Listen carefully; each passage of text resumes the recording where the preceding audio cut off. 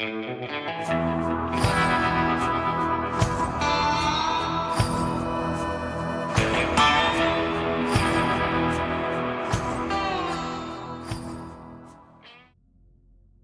correspondent at the Red Cloud Agency in Nebraska describes the capture and subsequent death of Crazy Horse, a redoubtable Sioux chief, at Camp Robinson. The correspondent says, at Camp Robinson, Colonel Bradley, commanding the district of the Black Hills, ordered the prisoners confined in the post guard house, and Captain Kennington, the officer of the day, was charged with its execution. The interpreters seemed to anticipate trouble, and noticeably absented themselves. Taking Crazy Horse by the hand, Captain Kennington led him unresistingly from the adjutant's office into the guardhouse, followed by Little Big Man, now became his chief's worst enemy. The door of the prison room was reached in safety, when, discovering his fate in the barred grating of the high windows, the liberty-loving savage suddenly planted his hands against the upright casing, and with great force thrust himself back among the guards, whose gleaming bayonets instantly turned against him. With great dexterity, he drew a concealed knife from the folds of his blanket and snatched another from the belt of Little Big Man, turning with them upon Captain Kennington, who drew his sword and would have run him through but for another Indian, who interposed. Many of them were dismounted and were crowding around the guardhouse door, some protesting vehemently against his confinement, while others coolly insisted upon non-interference. Crazy Horse had advanced recklessly through presented steel, the soldiers fearing to fire and gaining the entrance. He made a leap to gain the open air. But he was grappled by Little Big Man. This Indian, as his name implies, is remarkable both for his small stature and great strength. His double joints would secure him distinction as well as a competence in the arena. Crazy Horse, though powerful, was held in a vice until, freeing his right hand, he was observed to thrust a long, keen blade into the arm of his antagonist, who, avoiding the full force of the blow by a backward movement, reversed the hands which contained the dangerous weapon, and once more grasping Crazy Horse as he made a second leap for his freedom, the point accidentally pierced the quivering groin of the chief, who sank in a doubled-up posture upon the ground outside the door. Instantly, every Indian present, and about 50 had gathered near, was observed to load and cock his carbine, and the silence that ensued was broken only by the dark figure writhing in agony on the graveled earth, until an old Indian, Crazy Horse's father, suddenly leaped from his pony, and with bow and arrow in one hand and a cocked revolver in the other, advanced upon Captain Kennington. He was instantly hurled upon his back and disarmed by the friendly Sioux. Reassured by this, the officers and guard approached Crazy Horse to convey him to the guardroom, this time for medical attendance. But again, their movement was arrested by the click of cocking carbines. What could they do? No interpreter was present, and they did not know friend from foe. In this emergency, the Indians themselves motioned to the open adjutant's office they had just quit as a compromise between their contending parties, and into this room they were permitted to carry the prostrate chief. Some of them subsequently desired to convey him to an adjoining village, but this request Colonel Bradley refused to grant, and with the exception of a guard of enlisted Indians, Touch the Cloud, and Crazy Horse Sr., the crowd dispersed. Until now, it had been feared that the wily chief was only possuming, but when his wound had been examined and dressed, Dr. McGillicuddy, the assistant post-surgeon, pronounced it fatal. Touch the Cloud and the old father of the dying chief with several officers remained until the end, which approached slowly and painlessly under hypodermic injections of opium or morphine.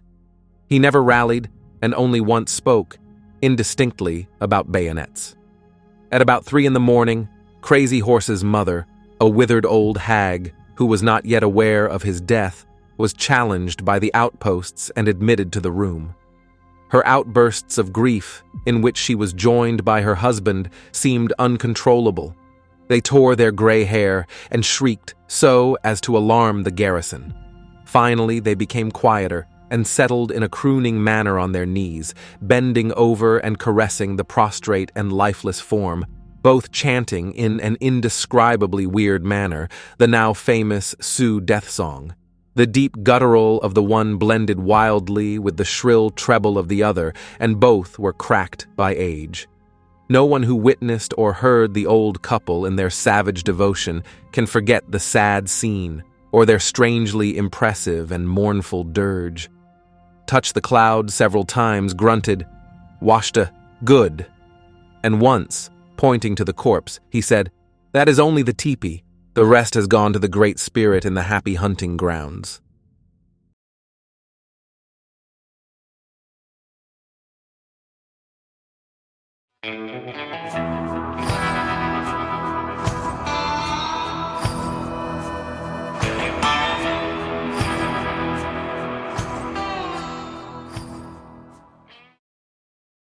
On a cold and rainy night in 1893, a train traveling to Little Rock, Arkansas, was required to pull off the main line to allow the passing of a much faster train called the Cannonball Express. The scheduled stop always happened at the small mail stop of Olyphant. The train was packed with passengers who were making their home from the First World Fair in Chicago.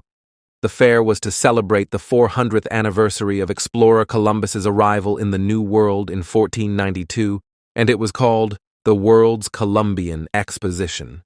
As the train sat idle waiting for the Cannonball Express to pass, a commotion was heard at the back of the train. A baggage attendant was yelling that outlaws were boarding the train.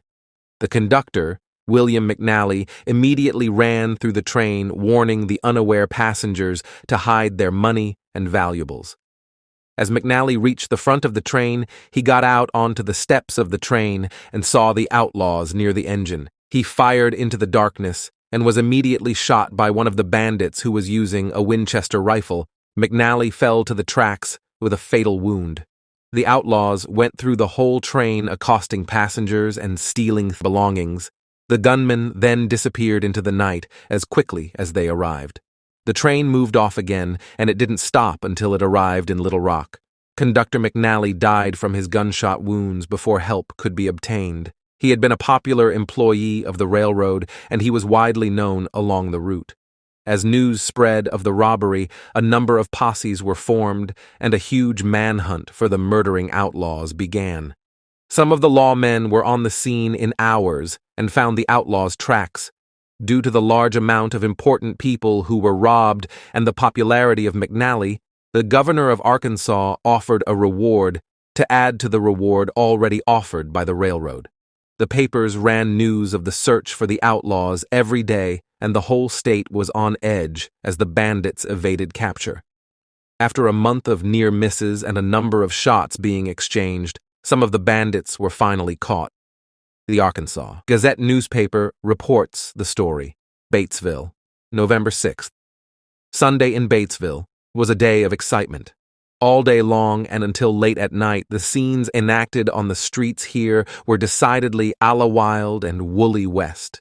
Groups of men on the corners discussing the situation, crowds of men in the various livery stables anxiously and almost always vainly endeavoring to secure horses to take them to Jamestown, little knots of men in earnest consultation, devising means of attack on the bandits, people of all kinds, description, age, and sex, are impatiently awaiting the arrival of couriers from the seat of war with tidings of the progress made by the brave men composing the attacking forces or the posse, were among the many stirring things which went to make Sunday an exciting one.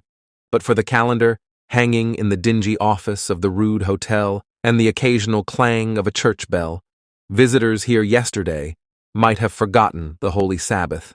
The arrest of 2 of the Olyphant train robbers and murderers near Jamestown last Saturday evening, and the fact that the remaining 5 were not many miles from the scene of their crime, furnished the sensation of the day.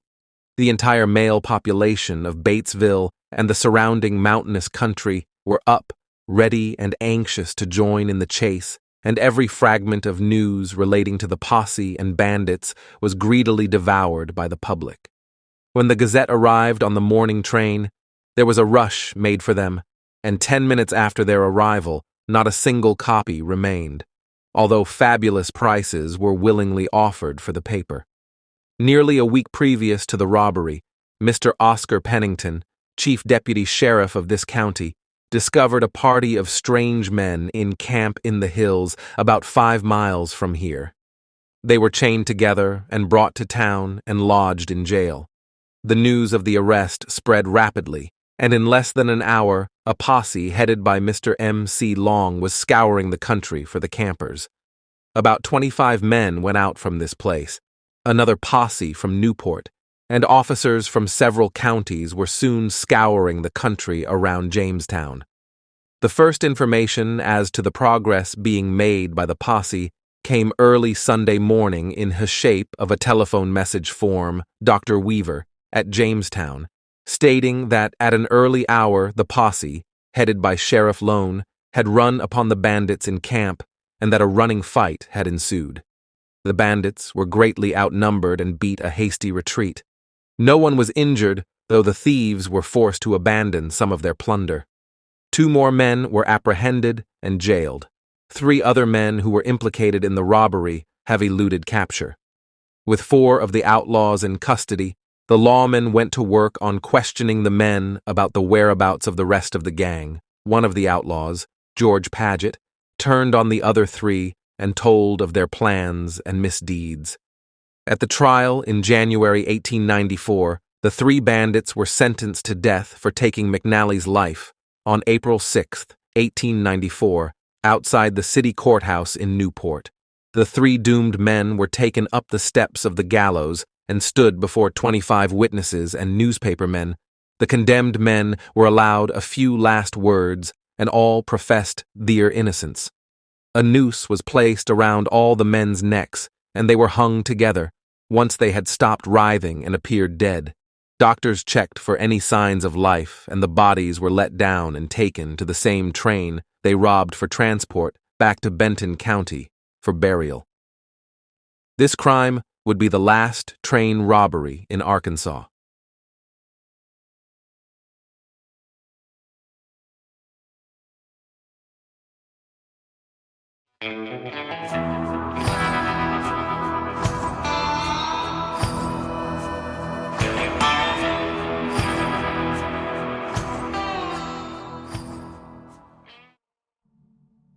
All Fort Worth was stirred tonight by a shooting affray between 2 gamblers in the city, Luke Short and Charlie Wright. They are the leaders of 2 factions in the city, the downtown and uptown gamblers. Short is one of the best-known sports in Texas, having put the quietest to more than 1 man, his last and most noted victim being Jim Courtwright, himself a widely known desperado. Wright's a quiet man with plenty of nerve. Tonight, Short got a pretty heavy load of liquor on and proceeded to Wright's gambling place. He pulled out a 6-shooter and ordered everybody in the place to light out. The gamblers in the place, in their hurry to get out, overturned tables and lamps and scattered chips and cards all over the room. Short stepped out in the hall, into which opened several doors and windows. As he did so, a hand was thrust through a door and a shot was fired at him. Short turned quickly and fired back. Simultaneously, 4 loads of buckshot came through a window, entering Short's hip and plowing out a large tunnel. Short went downstairs, entered a hack, and went uptown. When his revolver was examined, every chamber was full. Wright was captured soon after. 1 barrel of a double-barreled shotgun was empty, but his revolver was loaded in every chamber. Wright was shot through the right arm. Both were put under a $1,000 bond. Charlie Wright and Luke Short, the principals in the shooting scrape night before last, were doing as well yesterday as they could under the circumstances. Both were suffering considerable pain. A Gazette reporter called at Luke Short's home on the south side and obtained his version of the trouble. The statements published that this trouble was caused by a rivalry between our gambling houses is all a mistake, and there is nothing in it. The difference was a personal affair, and had nothing to do with Wright's place and mine. We have not been friends for 2 years, and matters were aggravated when he ran a brace game over the bank saloon. I have my home in Fort Worth, and everybody who knows me will say that I have never tolerated anything but square gambling games. I intend to stay here, but I knew full well that if Wright continued as he was doing, it would only be a matter of time until public opinion would be against all classes of gaming, and that I would be closed up with the rest. I have assisted to break up 2 or 3 places which were being conducted in a crooked manner, and Sheriff Richardson will tell you the same thing. Short saw no one shooting at him. As soon as he was hit, he returned the fire and did not know that he had wounded Wright until told afterwards that the latter's arm was broken.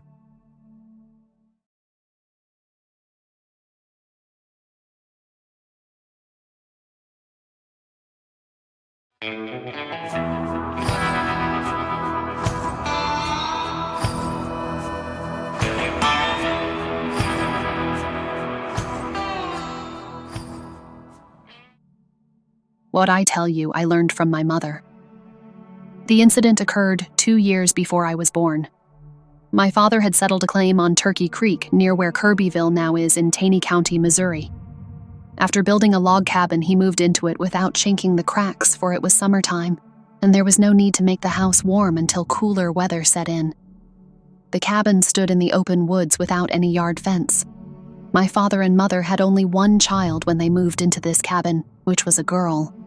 Her name was Cassia, and after she was grown, she married a man by the name of Nig Friend. At the time I speak of, she was just old enough to sit on the floor or in a little chair, but could not walk. One day, while my father was gone from home, and while my mother was engaged doing her usual housework, and while the baby was sitting in a little chair which was placed against the wall of the house, she had just seated the child in the chair when she heard a disturbance among the chickens, and thinking it was a fox or other small animal, she went out into the yard to make it leave. To her amazement, there stood 3 panthers at the back of the house, just on the inside of which her child was seated in the chair. Though almost unnerved and terrified at such a frightful scene before her, yet she did not scream out or fall in a swoon. The only weapon in reach was the axe, and it was several feet away.